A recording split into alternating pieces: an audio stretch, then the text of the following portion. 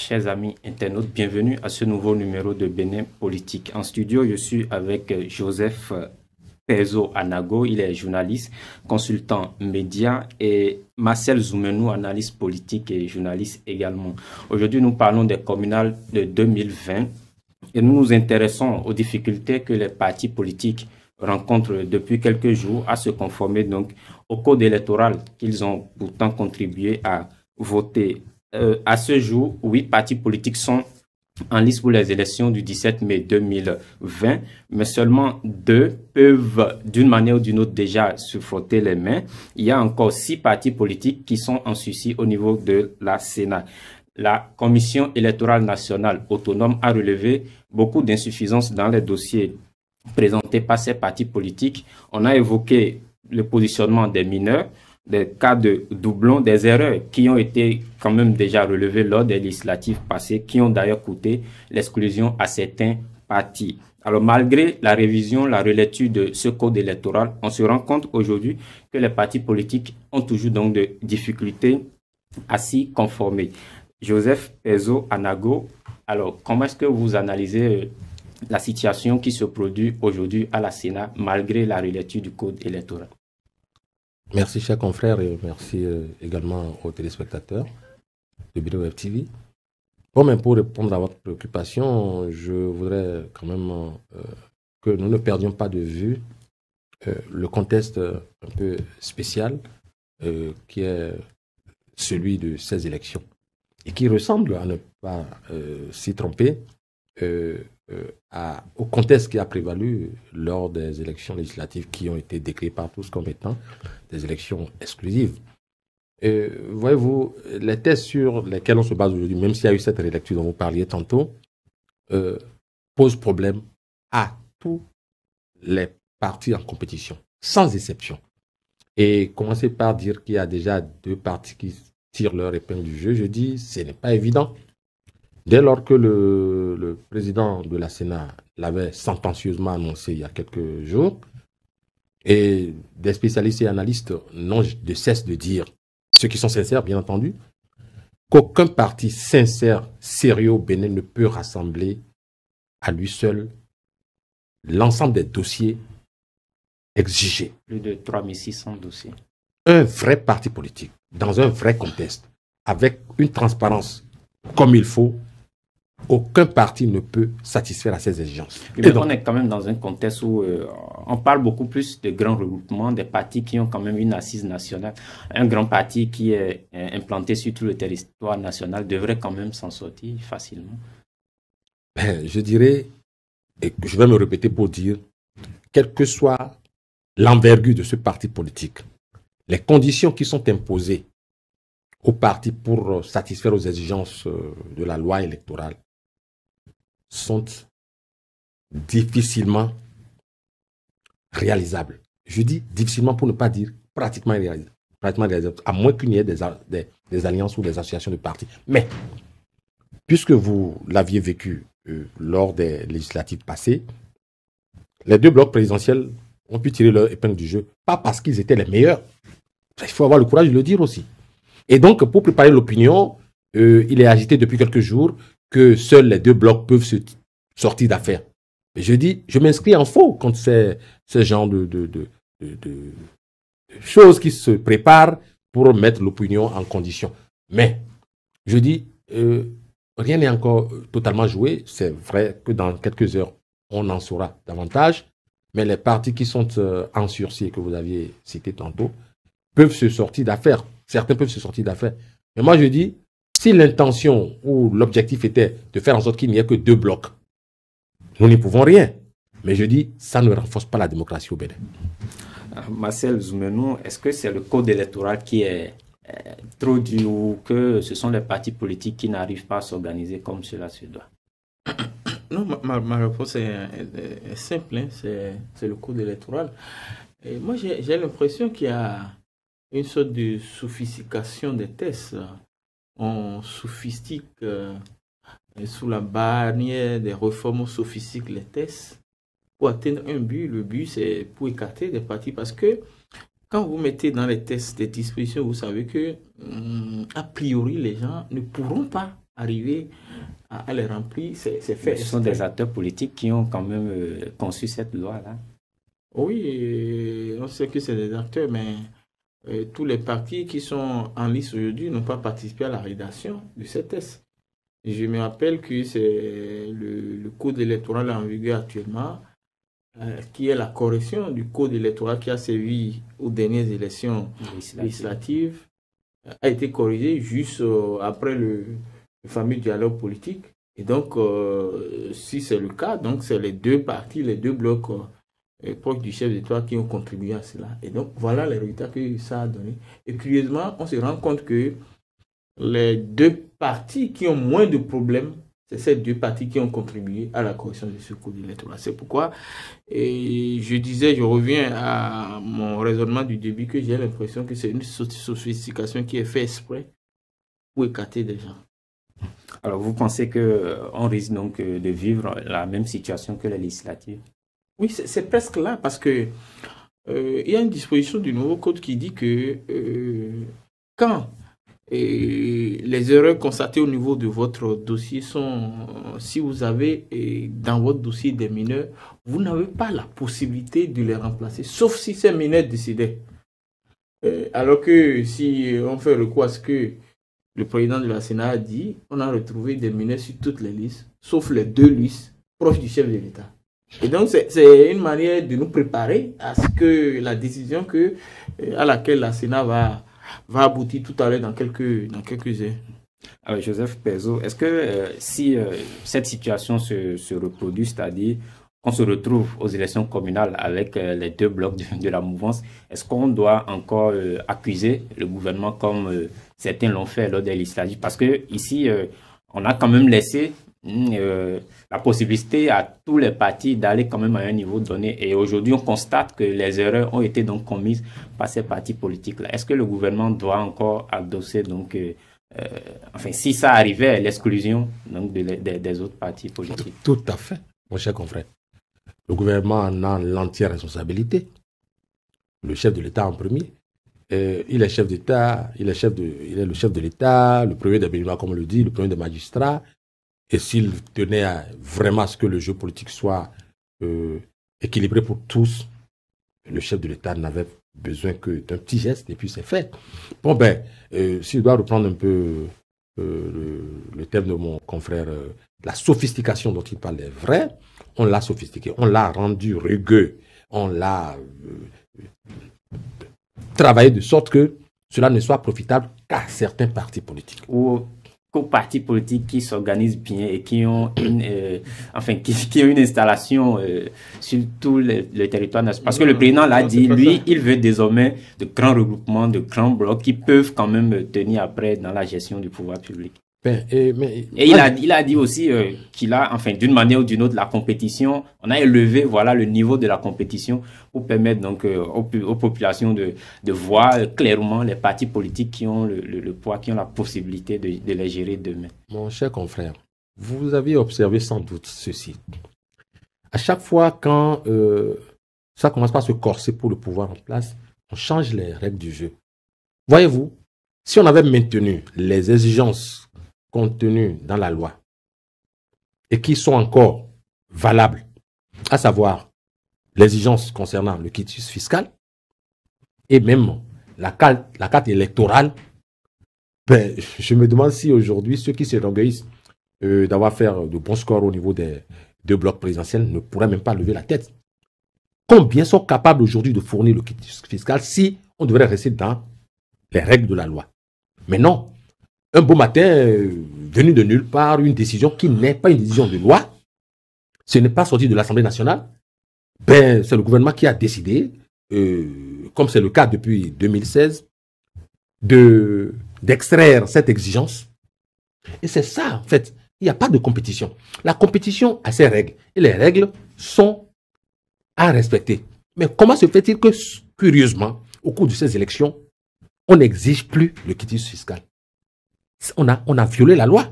Si vous me dites non, alors montrez-moi le texte de loi qui a modifié cette disposition. Aucun texte de loi n'existe en ce sens. Donc, c'est dire que si le chef de l'État parle de compétition, je pense qu'il ne parle de compétition que lorsque il estime que cette fois-ci, il peut donner le top. Et quand il voit que ça se corse pour ses ouailles, alors il change de stratégie. C'est ce que nous vivons en ce moment. Si on a laissé faire avec les règles qui régissaient les élections, je mets au défi l'un ou l'autre des deux blocs de se positionner. C'est impossible, carrément. Et donc, ces jeux qui ne nous ont pas échappé d'ailleurs ont été menés de sorte à ce que les blocs qui avaient de difficultés pour rassembler les quitus fiscaux ont pu se mettre dans le jeu. Et comme l'a dit mon confrère tantôt, ce qui doit être demandé ou ce qui doit être exigé, eux, ils le savaient déjà, ils prenaient leurs dispositions. Et ceci ne veut pas dire que ces deux blocs sont exempts d'erreurs. Non, mais ces erreurs apparaîtront peut-être dans 2 ans, dans 3 ans ou dans 4 ans quand on aura accès à des archives. Aujourd'hui, nous n'avons pas accès aux archives, on n'a pas accès à ce qu'on peut reprocher à ces partis parce que cela nous est caché.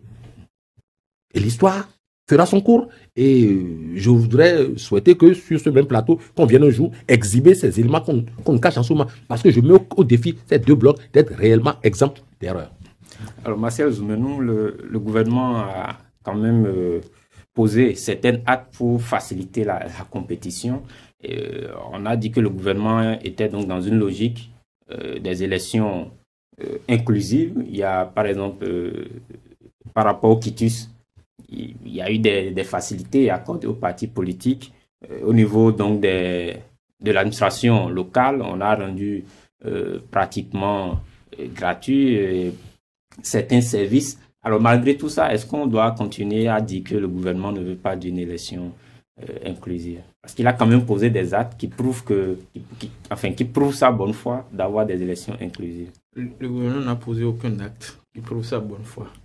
Moi, je préfère le dire de façon... Il y a eu le dialogue politique et après, il y a eu les facilités accordées aux partis politiques. Cher confrère, tu veux me ramener dans un débat? Si on commence ça ici, on va bouffer tout le temps de l'émission. Non, moi, je crois que je l'ai dit ailleurs.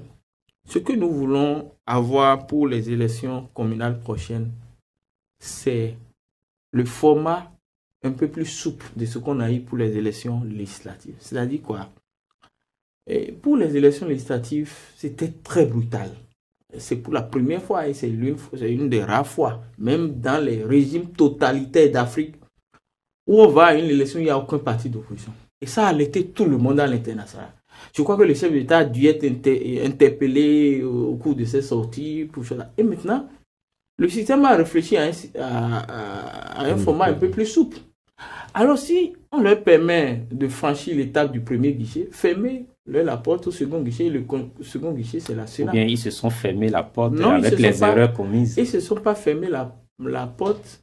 Mais pourquoi vous ne vous posez pas la question de savoir pourquoi c'est seulement toujours les deux blocs du chef d'État qui eux ils s'en sortent? À un premier niveau, parce que les partis n'avaient quand même franchi cette étape. Il y a eu donc des insuffisances relevées pour tous les partis politiques. Mais de façon subtile, on nous a dit que ces deux partis eux ont commis des erreurs qui ne seront pas éliminatoires. Vous comprenez le discours? Je voudrais qu'on comprenne. Et que les autres, eux, ils ont fait des erreurs qui risquent de leur être fatales. Et donc, si c'est réellement ce qui s'est passé, la Sénat n'a pas une autre possibilité. Donc, si les deux blocs de la mouvance n'ont pas, il n'y a pas eu des insuffisances qui peuvent donc les éliminer, la Sénat ne peut que donc dire ce qui est. Oui, c'est pourquoi je dis que tout ça est fait exprès. Fermer la porte au second guichet. Là, c'est plus souple, on ne dira plus que c'est le gouvernement qui a refusé de leur donner un récépissé. Non, c'est que leur dossier n'est pas propre à la Sénat. Et donc, le gouvernement est beaucoup plus tranquille, mais je rejoins mon aîné en face de moi pour dire que le gouvernement est responsable parce que... Mais revenons même en arrière, il y a quelques années dans notre pays. Est-ce qu'on organisait des élections ici? On n'a jamais organisé une élection ici, au Bénin, où, à l'international, on a dit que les élections souffraient de quelque chose, ni de la transparence, ni de la qualité inclusive des élections, ni de la qualité pacifique des élections. Citez-moi une seule élection depuis 91 ans qu'on a organisée au Bénin, où on a dit que l'un des 3 qualificatifs là manquait. Mais qu'est-ce qu'on veut améliorer? Moi, je me suis même posé la question, même quand on dit qu'on a un système partisan mauvais là, quel était l'objectif? L'objectif, j'ai fini par comprendre que c'est pour aboutir à un régime qui n'a rien d'un régime démocratique, parce que l'un des critères d'un régime démocratique, c'est que tout le monde ait la possibilité d'aller aux élections, sans qu'on ait la possibilité d'être en question. On a donné la possibilité à tout le monde d'aller aux élections. Et certains n'ont pas pu remplir. Je ne suis pas aussi sûr que bon, peut-être que tu es dans ton rôle d'animateur du débat, mais je ne suis pas sûr que c'est ce que tu penses, mais je ne suis pas sûr que non, mais c'est les choses sont aussi, c'est ce qu'on voit. Aussi facile, aussi sincère que tu le dis. C'est ce qu'on voit, parce que oui. Dans un premier temps, on est parti donc de 12 partis politiques. Oui. Et aujourd'hui, nous en sommes à 8. Et à aucun moment, le gouvernement n'a pris une décision pour dire non, tel parti ne doit pas aller aux élections. On a constaté que tous les partis n'ont pas pu, dans un premier temps, répondre aux exigences donc du code électoral. Et après, il y a 2 partis, en tout cas, qui jusque-là ont tenté donc de répondre aux observations. Donc, est-ce qu'on doit, parce que ça, c'était ma question, au vu donc de tous ces éléments, est-ce qu'on doit continuer à dire que le gouvernement est responsable alors que le gouvernement ne participe pas donc à la composition des dossiers des partis politiques? C'est à moi de vous adresser votre question. Merci bien.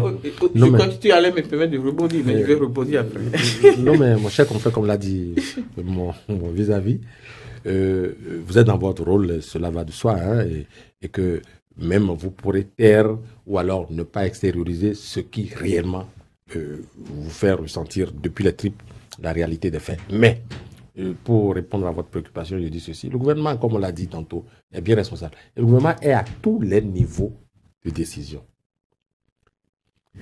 Est-ce que c'était à la Sénat ou l'Assemblée nationale qui avait décidé de ce que désormais on ne doit plus tenir compte du quitus fiscal? Ça, c'était pour faciliter la tâche. Et qui a pris la décision? C'est vrai que c'est une décision gouvernementale, mais sûrement que qui va à l'encontre même de la loi.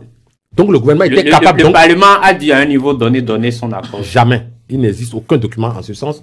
Et je puis vous le dire, mon cher confrère, je mets à quiconque au défi de m'exhiber un document venant de l'Assemblée nationale qui statue que désormais les quitus fiscaux ne doivent pas en tenir compte. Ça n'existe pas. Et donc, le gouvernement a donc violé les lois qui régissent les élections au Bénin.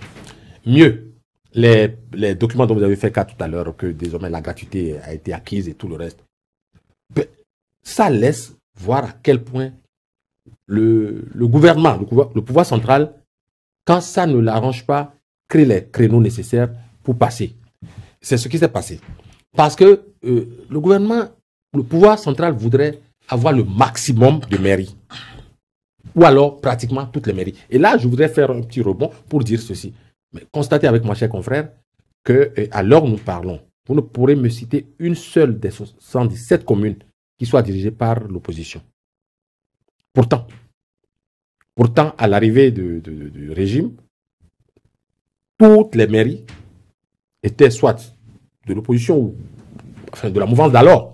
Aujourd'hui, ce n'est pas le cas. Et donc, c'est la même procédure qui suit son cours pour que, au soir du 17 mai, qu'on se retrouve avec 77 communes qui n'appartiennent qu'au pouvoir en place.